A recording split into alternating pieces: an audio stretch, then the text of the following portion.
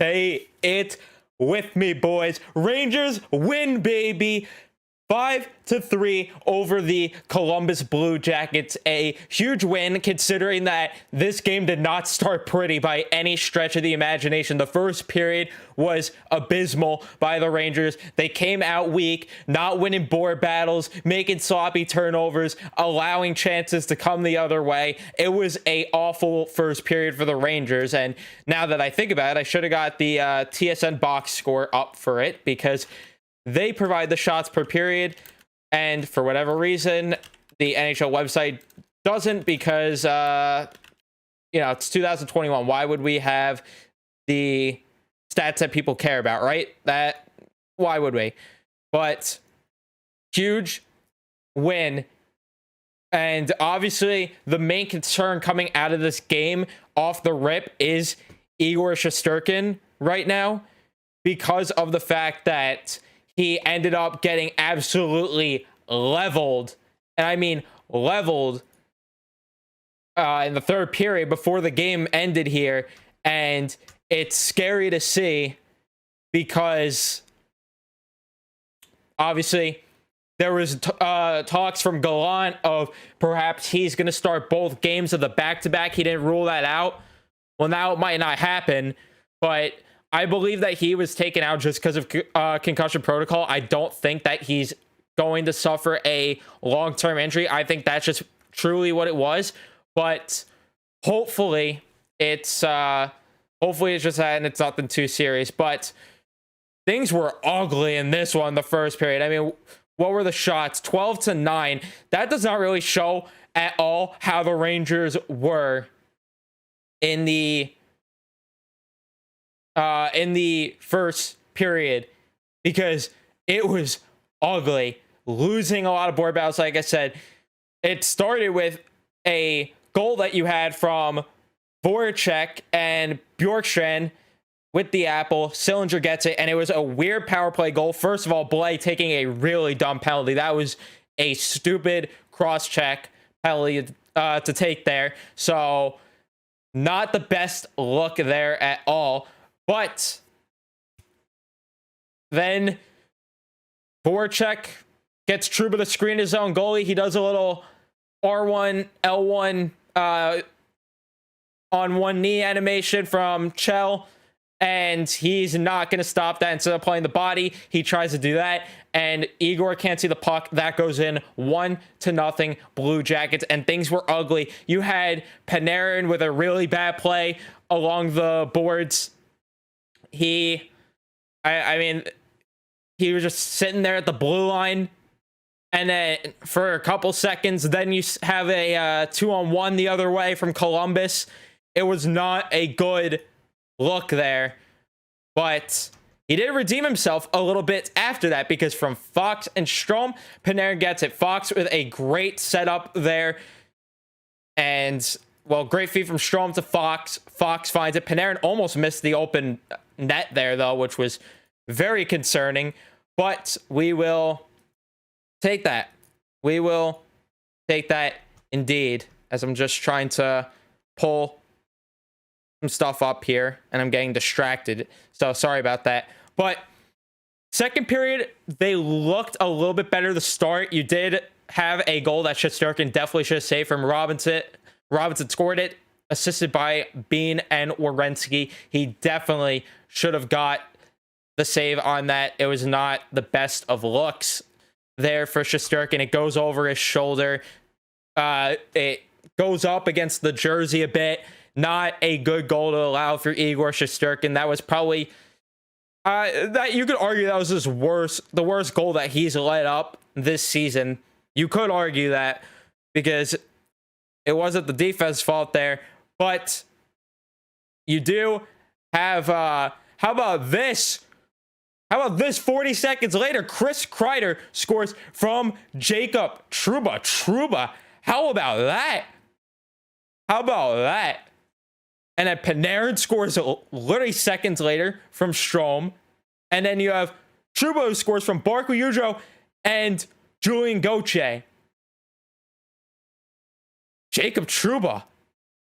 How about that, baby? Hey guys, it's me again, Jacob Trouba, defenseman for the New York Rangers of the National Hockey League.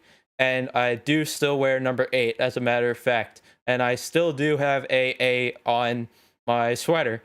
Now, tonight we are going to be educating you guys as young hockey players how to play Uno. Uno is a game involving cards, and the reason that I feel that this is important to educate is because there are certain circumstances where you decide to hand over the traffic cone and you decide to make the other team look like that.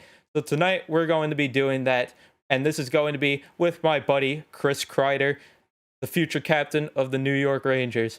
Now, the first step that you're going to need is to get a box of Uno cards. The second step is, of course, if I have not mentioned this already, my wife is a doctor. We believe in getting vaccinated. Be sure to get your vaccine so you can keep coming to our games. So that's the second step. The third step is you are going to want to dangle all of the defensemen of the Columbus Blue Jackets, and Kreider will go park right in front of the net. You're going to want to take this down from the blue line, dish it across to Chris Kreider. Kreider, the deflection master, of course, is going to bury that goal. And of course, later on, I'm also going to pull out the Uno reverse card again, and I'm going to get my own goal. And I'm going to do this by undressing the Columbus Blue Jackets like I did to help my buddy Kreider score a goal. And I got my first goal of the year, which was really, really fun. It was a great time, and it's great to win with the boys. Now, like I said, be sure to listen to my wife and I. My wife is a doctor, if I haven't mentioned it. And be sure to get vaccinated so you can come to our games. Let's go, Rangers. But yeah, Jacob Trouba, how about that? With a great game from him. He was doing a lot to make up for that garbage play on that first goal. He made up for that a lot with his offensive play tonight. He did a really great job and doing things offensively, and he was making the other team look like traffic cones out there. It was really fun to watch and really cool to see Trouba looking like the $8 million guy that he's supposed to be. And then Barclay Goodrow, how about that feed from him there on that goal? How about that? Barclay Goodrow. And then 52 seconds in to the third period on the power play, Kreider, the deflection wizard himself, gets another. And then later on, this is where the Igor incident happens, where Texier ends up running over Shesterkin. Nemeth did push him a bit into Shesterkin. I didn't even notice that initially, so I kind of tweeted angrily at Texier, but there was nothing really he could have done there. He got pushed into Shesterkin, and then there wasn't a goalie interference. I thought at first glance it was, obviously, because you see your goalie get ran over. I was surprised no PIMs came from that. You had Sammy Blais. I don't know who it was in the corner that he started fighting with, or you could have called a roughing at least on that. And then Kreider absolutely just beat the shit out of Texier for what he thought was running over the goalie. So yeah, he ends up scoring though on a deflection.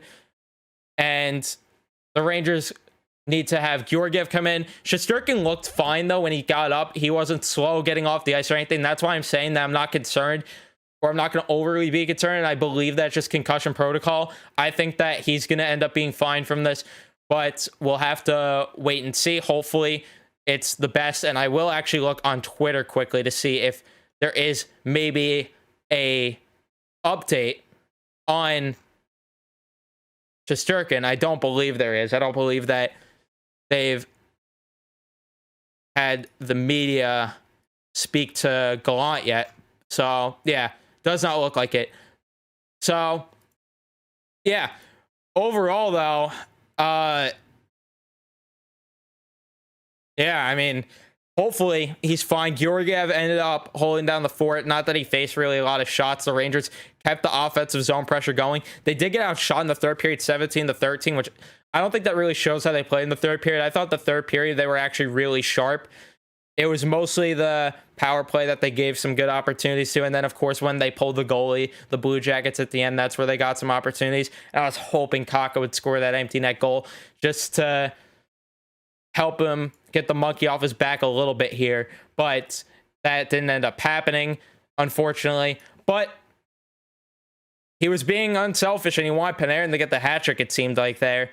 So, Can't complain there. But 19-7 for the second period shots. How about that? It's really been about showing up in the first period for the Rangers. They respond well usually in the second and the third period. Well, except for the last 5 minutes when they decide to choke leads, but they didn't tonight, thankfully. But it's usually the first period with them that they start off slow. If they could start to come out of the gate and play the way that they do in the second and third periods, mostly, they're going to put themselves in a way better position to win hockey games. They're just not doing that enough. And I don't know what you could do to fix that. But how about the fact that, because I was ready to come on here after the first period and completely lose my shit about how I don't understand. Well, now I don't have to say it, but I was going to talk about how I don't understand how Gallant keeps saying that you need to get into the blue paint, get in the dirty areas to get the goals, but then they just don't do it at all. Well, that ended up changing because you had Kreider, of course, deflecting goals. You had Trouba getting in front of the net. And then how about Panarin? He said, I'm going to shoot more, like we've been saying he should do. He's shooting more. How about that? How about that?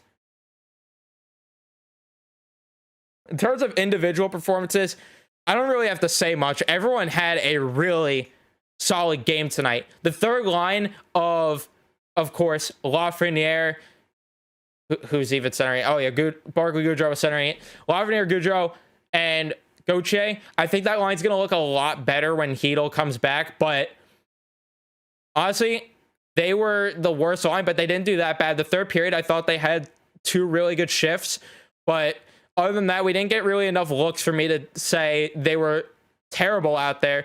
Lafreniere got under 10 minutes, which it's very disappointing to see, which to me, I get to the point where I really wonder if Lafreniere is on the verge of facing an AHL stint because he's not getting a lot of ice time, and I feel like it's better to put him in the AHL, giving him top 6 minutes, rather than him buried on the bottom 6, not producing.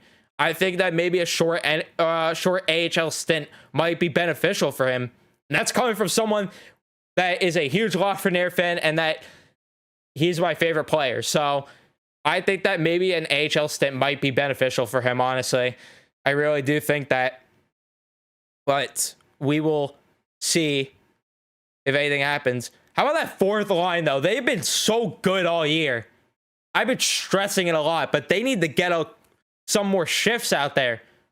Point, Rooney, Reeves.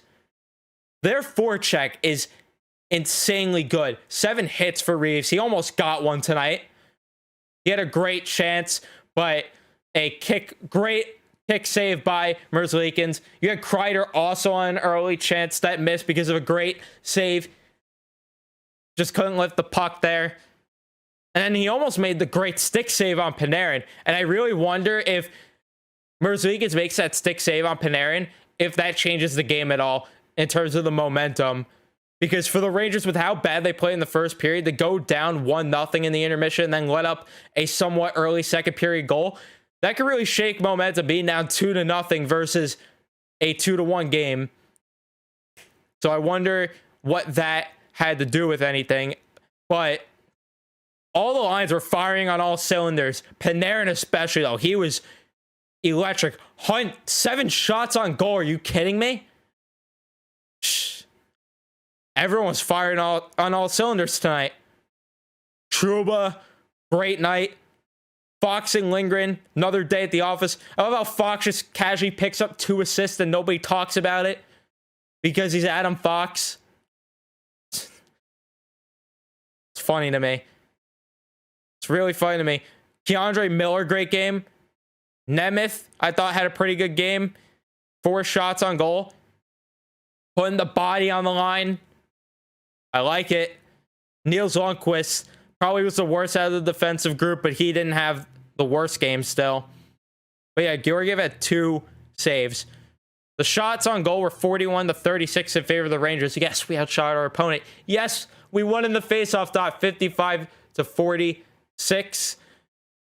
Does not make sense. But power play, 1 for 2. All right, half good. But the power play was great the first year. They had 4 shots on that first power play. Not too bad. Penalty kill was all right. I mean, Nothing you could really do if you're Shesterkin on that first goal, like I said, which was on the power play. Pims, the Rangers had more. 28-10 in hits for the Rangers. Blocks, 12-3, and then 2-3 giveaways. Rangers with only 2 there. But yeah, Shesterkin had a great night, except for that 1 goal. But the other 2, I mean, there's nothing really he could have done there. You had your defenseman push a guy into you, and then you had Trouba screening you. But let's get to Twitter. Nick or Myers, please score, is that first time replying, so thank you for sending it in. He says, why are the Rangers only good against Columbus? Because Artemi Panarin used to play for them.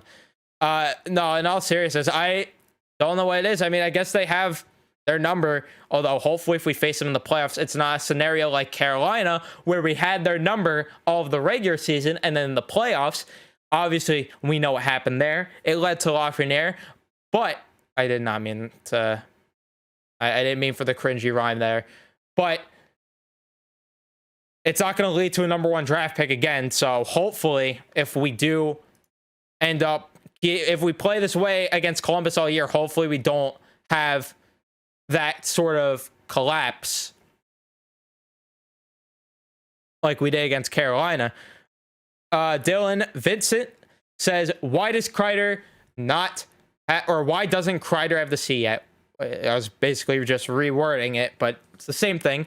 But no clue. No clue why he does have the C. But to be fair, this is what I find funny about the captaincy the more I thought about it is every Ranger fan is like, why don't we name a captain? But every Ranger fan also is like, there's a crowd that wants Kreider to be captain. There's a crowd that wants Fox. There's a crowd that wants Zibanejad. Some that want Trouba. If we can't, as a fan base, say, you know what, this guy is definitely captain material, it can't be easy for the Rangers, especially because internally it seems like everyone is a freaking leader considering they have 6 alternates. If we can't, as fans, say this is definitely the guy, the team is going to have a hard time also. But I hope he gets to see at some point. I don't think he's going to. I think that now that Fox got the extension, he's going to get it next season, but hopefully I'm wrong, because I think Kreider does deserve the C. New York Style 24 says, I hope Igor is okay. I think it's only concussion protocol, but we played good after the first. Yeah, 100%. After the first period, completely different animal, completely different team out there playing. Winning the board battles, getting offensive zone pressure, competing. A lot better. And yeah, I think that Igor, it's just concussion protocol. I think that's it. NYR 10 says, is Jacob Trouba still a traffic cone? The only real answer is yes. Yep. Couldn't agree more. He had a good game. Do it consistently to stop being called a traffic cone.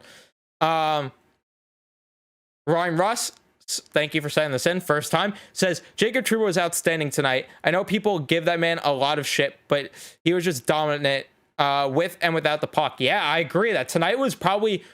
I've said this a couple of times this season, though, and it goes under the radar because of how much I shit on him.